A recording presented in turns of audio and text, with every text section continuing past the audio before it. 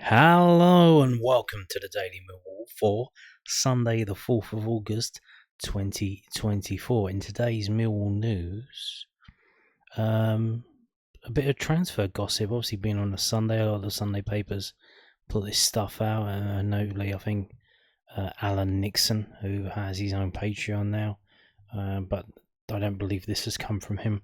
So this is from the birminghammail.co.uk. Jayson Molumby. You may remember him, where he was here before. So what's happening here? So Millwall set sights on West Brom transfers. Neil Harris aims to strengthen the squad. Millwall are interested in re-signing Jayson Molumby from West Brom before the start of the new Championship season, with the midfielder entering the final year of his contract at the Hawthorns. Okay, so let's have a read of this then. Millwall are reportedly keen on re-signing West Bromwich Albion's Jayson Molumby, the Republic of Ireland international, who previously had a loan spell with the Lions. Indeed. The 24-year-old midfielder, who joined the Baggies from Brighton in summer 2021, is now in the final year of his contract at the Hawthorns. Millwall are understood to be interested in securing him on a permanent basis. Neil Harris, the Lions boss, who originally signed Molumby in 2019, has been eyeing the player throughout the summer. However, it remains uncertain whether West Brom are willing to sell, especially after recently parting ways with OK Yokoslu, Brandon Thomas Asante, and Connor Townsend. Despite coming through Brighton's academy, Molumby never got the chance to prove himself in the Premier League. He does, however, have considerable Championship experience and 24 international caps, thanks to a standout season with Millwall in 2019-20. While Molumby would certainly strengthen Millwall's midfield, he may miss the start of the season due to an FA charge following a pre-season friendly incident last week. More on that in a minute. So far this summer, Millwall have signed Macaulay Langstaff, Japhet Tanganga, Lucas Jensen and Liam Roberts. Club captain Sean Hudson has also returned after being released as a free agent. But the Londoners are eager to add more quality at the top end of the pitch ahead of their season opener against Watford. When Harris was asked if any signings were close after Saturday's friendly against Southampton, he told the South London Press, I don't know. I'll be speaking to Steve Gallen in a minute. I'm sure he'll give me an update to where we are at over the last 24 hours. I've been really honest. I was really honest at the fans forum last night. We know where we need to recruit. We've talked about all summer, so we know. But we also have to be respectful to the level we're at, and they've always been hardest position to recruit in a top line because that's where the demand is and the finances are. And I know the recruitment guys are working extremely hard and they want to deliver the players to me that we feel we need. So there you go. So Jayson Molumby, yes or no? Yes or no? Now, there have been this ticks all the boxes in terms of the signings that we've made over recent years. It's a player who used to be here that went away, and now he's probably kind of fell off a bit, hasn't pushed on, and we have rekindled something interesting back in him. Like, we do this quite a lot. We do go after players that have been here, gone away, and then we try and get them back again. It's happened time and time again in the distant past and very recently as well. So it's not a new thing. It's happened all the while. So this wouldn't be beyond the realms of possibility. And he's only 24 years old. Now, in terms of when he was here last time, he came in on loan under Neil Harris. And then obviously that was the season when Neil Harris brought him in. That was the season when Neil Harris left in October. And a certain Gary Rowett came in.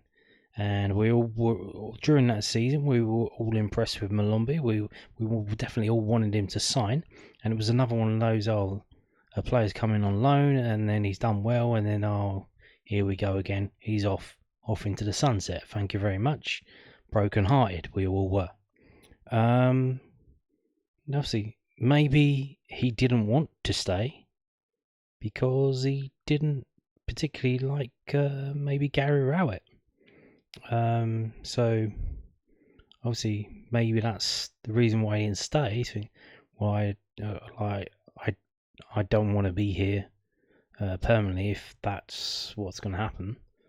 Obviously he did well, but so he made the best out of the situation as it was. But then looking forward, he probably went, yeah, no, I don't know, but we'll see. But yeah, now talking about that potential problem that obviously may be another factor in the terms of why we can be getting him. I'll talk about that in a minute. Actually, we're going to move on. So, why would he leave West Brom for Millwall? Well, because West Brom need people to leave. Because we have this from skysports.com/football. West Brom transfers. Championship club to be restricted by EFL business plan amid financial concerns. West Bromwich Albion made Championship playoffs last season, but in danger of failing to stay within the financial guidelines of the league set by the EFL. Money issues are linked to previous owners, and any new transfers will need to be cleared by the EFL. This was published yesterday on Saturday the 3rd of August. Okay, so on the Saturday, this comes out into the public, so this probably been brewing for a while, and then on the Sunday, we get linked with a player at West Brom. West Bromwich Albion have been placed under an EFL-imposed business plan, which will limit their transfer activity in this window. Sky Sports News can reveal, amid concerns that they are on course to breach the league's financial rules. So basically, they are on course to breach the rules. How do they fix that? They need to cut their budget. They need to cut their wage budget. That's how they're going to do it. So Albion made the Championship playoff semi-finals last season, losing to Southampton over 2 legs, but their hopes of strengthening the squad this summer for another promotion push are now in jeopardy. Sky Sports News has been told that there is no issue with the financial health of the club or any danger of Albion being unable to pay their bills. Rather, that the threat is centred around whether the club can stay within the financial guidelines of the league. The money problems are linked to the club's previous owners, and the new owners are determined to still strengthen the squad where they can, albeit with possible further outgoings. Here we go. So Bikil Football WBA, a company owned by a Florida-based entrepreneur. That's a word that should bring fear into any football fan across the country. Florida-based entrepreneur. Holy moly. Shalen Patel and his father, Kiran Patel, bought an 87.8% shareholding in Albion in February and are working through the issues directly with the EFL to ensure they comply with the rules. In fact, it is understood that Albion officials have been working closely with the EFL for the past 18 months on all player wage and trading issues to try to make sure that they are compliant with the rules. Under those league rules, any club which is at risk of breaching PSR limits is given strict new guidelines to work within, with any new transfers needing to be cleared by the EFL officials in advance. The only fee West Brom have paid for a player so far is $500k for central defender Torben Hegem from Sweden. 29-year-old Devante Cole has arrived at the Orphans on a free transfer from Barnsley.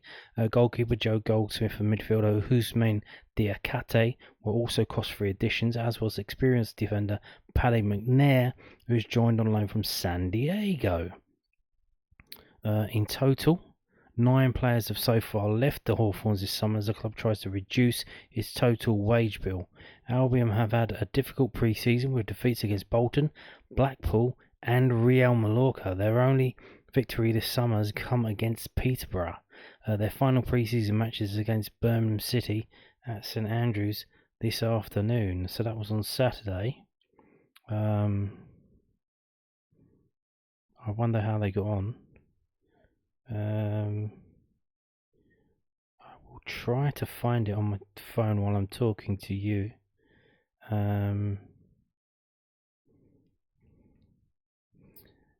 Just scrolling down. Bit of a local derby, Birmingham City versus West Brom. They're allowed to. Can you imagine? Can you imagine? We would get QPR in pre-season, or Fulham in pre-season, or even, well, we did get Charlton, to be fair. So, yeah, I can't see it on my app here, so I'm probably just gonna have to move on if I can't find it. And oh no, they lost 4-1. Holy moly! So not only do they have to cut the wage bill, but I imagine there are a load of players who want to get the hell out of there, because they might get relegated this season. This is bad. Alfie May, formerly of Charlton, who went to Birmingham for a big fee. Although Birmingham has spent a lot of money, to be fair, but they lost 4-1 to Birmingham. It wasn't an away game. Damn, bro, that is a rough one. So yeah, so that's why we might be signing him now. There have been a hell of a lot of rumours, I can tell you. Before this, obviously, I didn't report on them because they were just rumours, that a certain Jed Wallace was possibly coming back to Millwall. So is that where the rumours have come from? That they probably offered him back to us, and we probably can't afford his wages. He didn't want to take a pay cut because obviously, as it's just mentioned there, then they're not going out of business. It's just if they break the rules, they're probably going to automatically get a points deduction, which I think may or may not be suspended. But I think you can see they went to the EFL and said, "Please help us. Like we don't want to get points deduction," which is what I think you need to do.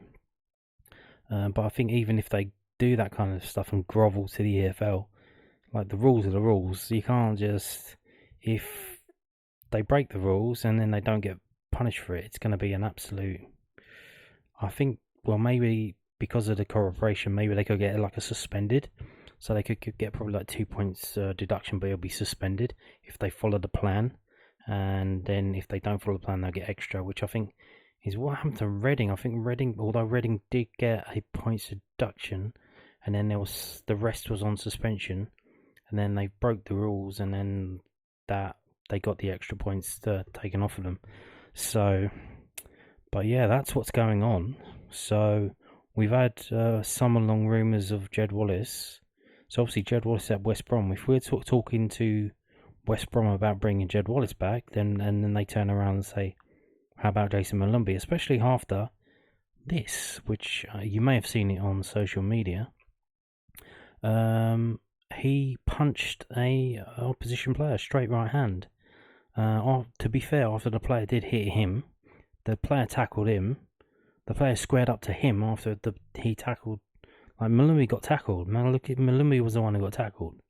The player then squared up to him and said, "Yeah, what?" And then Molumby does push him with his head. You could say his headbutt, but it was just a push with the head. And then the player, you can't see it because of the angle, but the player does throw a punch first, and then Molumby responds with a straight right, and then they go to ground, and all hell kicks off. This was in a friendly though, but he's been charged by the FA. Now we'll read the story and we'll go through it. So this is from RTE.ie. This is the Irish national broadcaster. I think I'm not. No, they might be they might be the. No, I think they are the national broadcaster. I think they're the BBC of Ireland. So FA charges Jayson Molumby with violent conduct, which is. West Brom's Jayson Molumby has been charged with violent conduct by the FA following his side pre-season friendly against Real Mallorca. The 24-year-old was involved in an altercation in the 39th minute of the match, during which he punched Mallorca's Samu Costa in the face, resulting in a melee involving players from both sides. Moments earlier, Molumby had been fouled by the Portuguese midfielder, after which the pair squared up to each other before Albion's Republic of Ireland international swung at his opponent's face. So I mentioned, so obviously it's hard to see that the other guy did throw the punch first, but if you're looking for it, you can see it come just a little bit behind Molumby's head. You can just see it. No action was taken by the match referee, although boss Carlos Corberan substituted the player at half-time. Molumby has been given until the 9th of August to respond to the charge. West Brom lost the game, which was played behind closed doors at their training ground, but they were live streaming it, and people took the live stream. That's why are all these games behind closed doors? Like, why don't you? Because if something like this happens, and the referee was like, man, they punched each other in the face, and the referee didn't send them off because it's pre-season friendly. Like, normally, like, they'll go over and say, look, you need to sub this guy off because, you can't be doing that, lad. You can't be doing that. But he didn't give them a red card. But because it's been on social media and everyone's sharing it, saying, look at this, isn't this great? Now he's in trouble. So they lost to a goal in the second half by Mallorca's David Lopez. Signed from Brighton in 2022 after a successful loan spell, Molumby played 24 times last season in the Championship as West Brom narrowly missed out on promotion after losing 3-1 on aggregate in the playoff semi-finals to Southampton. So yeah. So if what's going to happen here? Red card with violent conduct, punching a player in the face. So a normal red card is a straight red card is a free game ban. Add on the straight right hand. I think you're looking at least maybe like 8 games. So if it is that high, if it is 8 games, like, he could be missing all the August and September games. So that's another thing. If West Brom have this player who, let's face it, if his contract is up at the end of the season, and they know, look, we're probably going to release him because we need to cut the budget. So next May he's going to be out of contract. He's missing the first 2 months of the season because he's got a ban from the FA. Like, what are we doing here? What are we doing? Let's get rid of him. But then who would take him on? Well, Millwall would, because we do stupid deals like that all the time. So yeah, that is the kind of deal that we would do. Now, do we wait to see? Do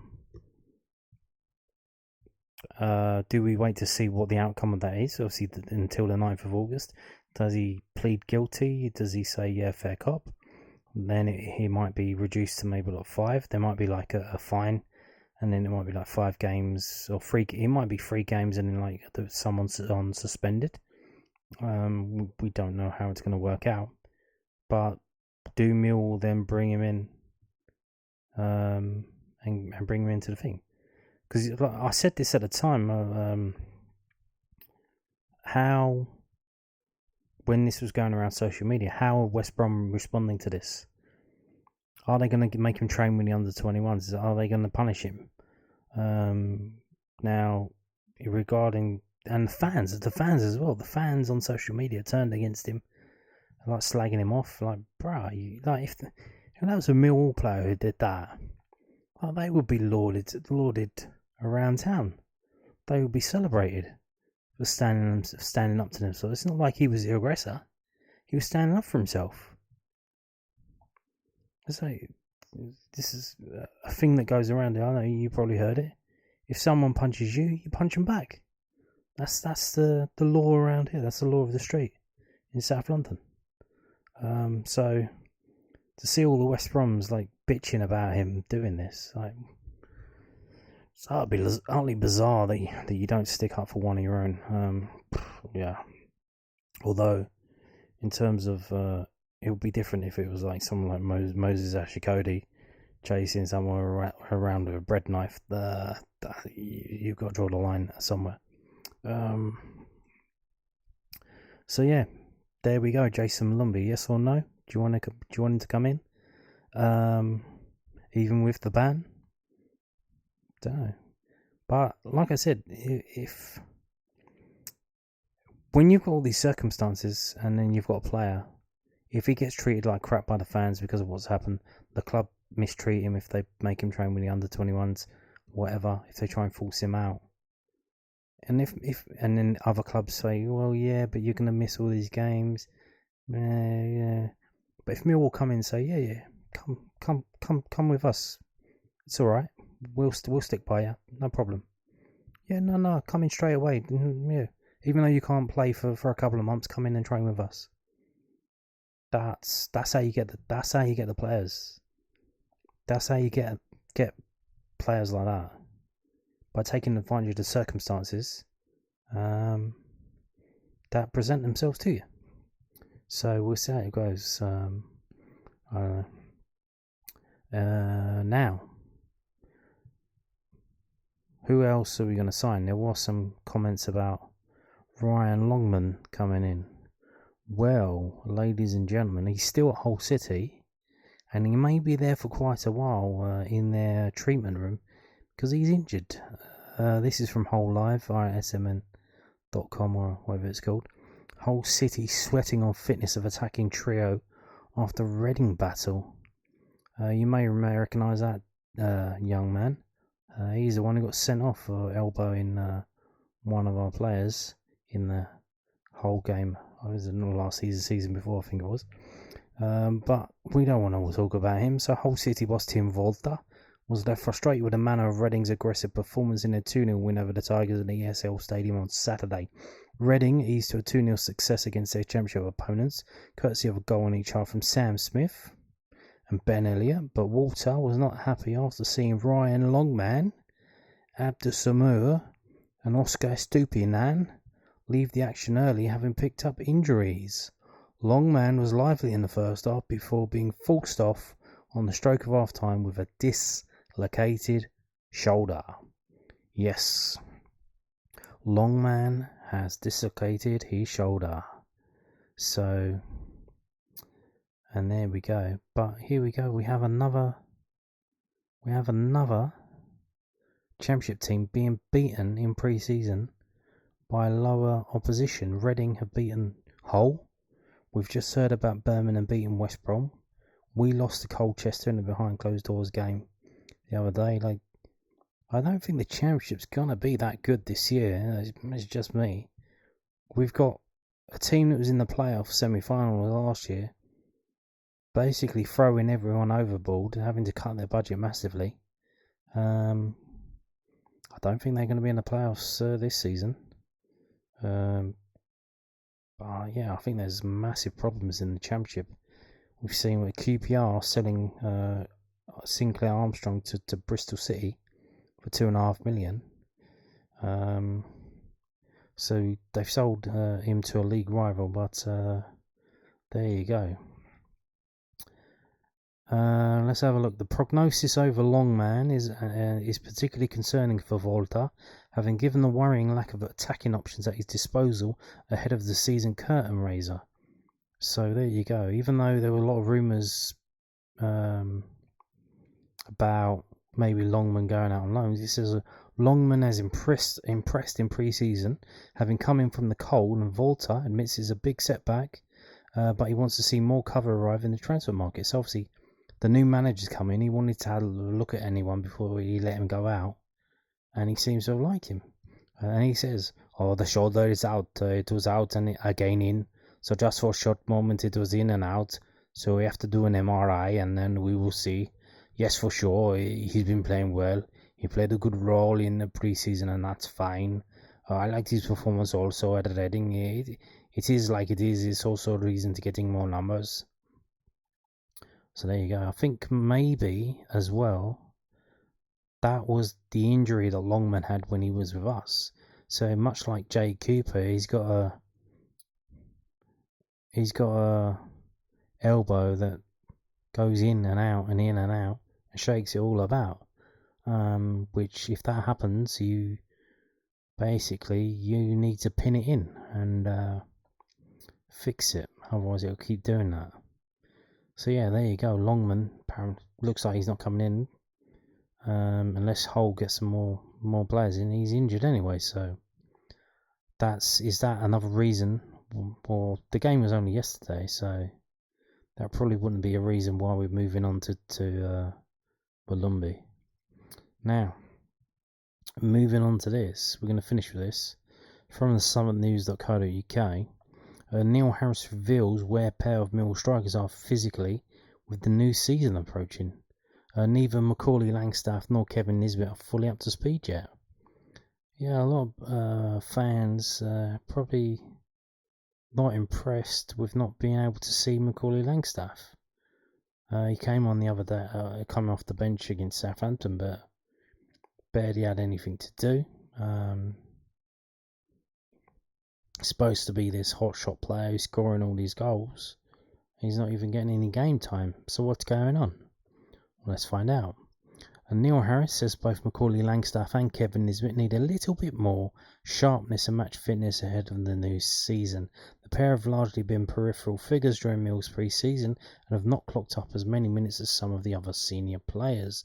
Langstaff's summer has been disrupted by a toe operation before he arrived at the Den last month, leaving him unable to do as much summer fitness work as his teammates.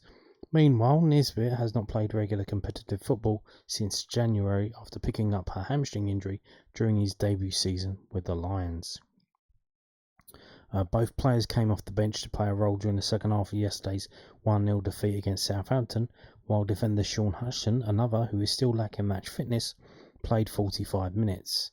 Asked if Langstaff and Nisbet needed more fitness, Lions boss Harris said, both of them a little bit more for different reasons. Macca had a toe off in the summer, which we were aware of, obviously. When he came in, he hadn't done an off-season programme like our lads or the Notts County lads had done. So he came in, and where our lads have had 7 or 8 running sessions plus 6 or 7 training sessions, Macca had done 2 days. So we knew he was 10 sessions behind, and what we've seen with him, which is really encouraging, is he's gotten sharper and sharper each week, and he's been with us, and it's definitely culminated in this week being sharper. Today, Bradders would love to have gone 90 minutes, but ultimately we needed to get Macca out on the pitch at the Den just for 15 minutes, just to get the surroundings, the pitch dimensions, and a feel for it with the fans. We're patient with our players. Sean Hutchinson played 45 minutes. We have to make sure, with such a small squad at the moment, that we don't push players too hard. Harris was speaking pitchside with some Millwall players, Nisbet included, engaged in what appeared to be a 4-on-4 mini-match. The Millwall head coach added, Kevin's getting strong all the time. Kevin's played quite a lot of minutes over the course of pre-season. Sometimes players need different types of minutes, and that's why he's on the pitch training at the moment. So there you go. So yeah. So like I said the other day, in terms of the Colchester behind closed doors game was held at the Den. So why would they do that? Because the new players, especially if they haven't played at the Den before, this is it. Like get your surroundings in. Understand the dynamics of the pitch and the stadium. So it seems that's why they did that, and now they've done it again, but with the fans. They wanted to get them out on the pitch, so although to be fair, there wasn't that many fans there, so you probably got a bit of a shock. I don't know if other teams genuinely do sell a lot more pre-season tickets. We don't, for some reason. But there you go. And that is it for today's video. Thank you for watching, and goodbye.